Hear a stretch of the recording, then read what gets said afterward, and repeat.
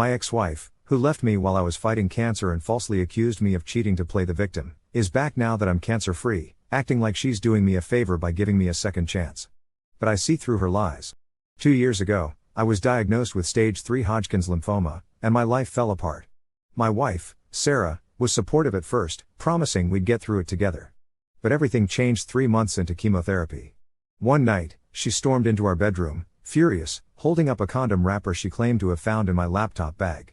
I was stunned. I hadn't touched that bag in weeks because I'd been too sick to work.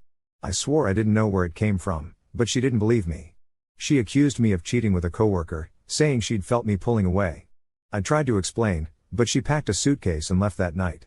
Suddenly, everyone seemed to turn against me. My in-laws blamed me for abandoning Sarah when she needed support. Even my sister asked, "How could you cheat while battling cancer?" Friends I'd had for years ghosted me.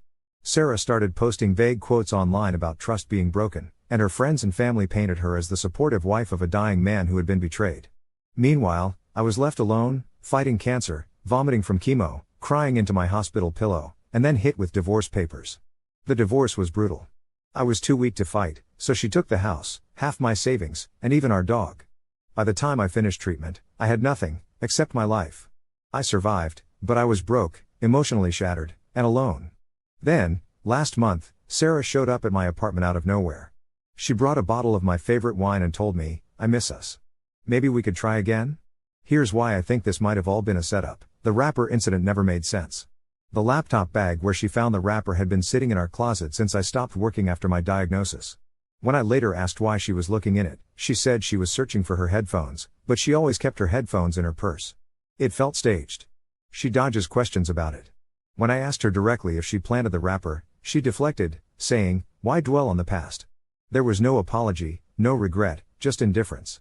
She moved on quickly. A mutual friend told me Sarah started dating a guy from her gym only 2 months after our divorce. When I asked her about it, she said she was lonely, like my illness was something she escaped from. She's acting like she's doing me a favor. When I didn't immediately jump at the idea of getting back together, she said, "I'm giving you a second chance, you know." It feels like she thinks she's the one being generous here. The timing feels calculated. She came back to me right after I posted on Instagram that I'm cancer-free. It seems too convenient that now that I'm healthy, she suddenly wants to reconcile. Was I just a liability before, and now that I can rebuild my life, she wants back in? I want to believe people can change, but I can't shake the feeling that this is all a game. She didn't just leave me when I was sick, she made sure everyone else abandoned me too. Now that I'm healthy, she's back, but I don't know if I can trust her. So, am I overthinking this? Or should I run before she hurts me again? Edit, for those asking, no, I never found solid proof that she planted the wrapper, but the whole situation just feels off. Update. Hey guys, it's been a while. I thought you guys deserve an update. First, thank you to everyone who saw through her lies. Here's what happened after I posted. When Sarah first came asking for another chance, I told her I needed time to think and then made that post. She showed up again a few days later, pushing for an answer. I told her, no.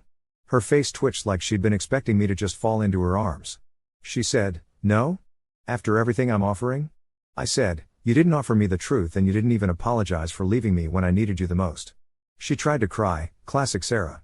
After some back and forth, when she realized that I wasn't buying it, she finally snapped. She said, "You want the truth? I made it up. The wrapper, the cheating, all of it. Are you happy now?" Turns out, the guilt had been eating her alive. She admitted she planted the wrapper during my first chemo cycle. She said, "I panicked. The diagnosis, it was too much. I didn't sign up to be a nurse." She Googled something like, "How to leave a sick spouse without looking like a monster," and found stories about faking infidelity. I stared at her and said, "Tell everyone. Every person you lied to. Every post you made painting me as a cheater, correct it. Or I'll sue you for defamation." She looked pale but agreed. The next day, Sarah posted a long, self-pitying Facebook post, "I made a mistake. I was scared. I never meant to hurt anyone." My phone blew up. My sister called me in tears, begging for forgiveness. Old friends sent long apologies. Even her mom left a voicemail saying, "We should have believed you." But here's what didn't happen. I didn't take Sarah back. Instead, I took back my life. I reclaimed my reputation, and my dog. Sarah's confession spread fast. People I hadn't spoken to in years reached out. My old college buddy Chris even drove 6 hours to take me out for drinks. He said, "We're getting Tank back. Sarah had given our golden retriever to her cousin when her new boyfriend turned out to be allergic.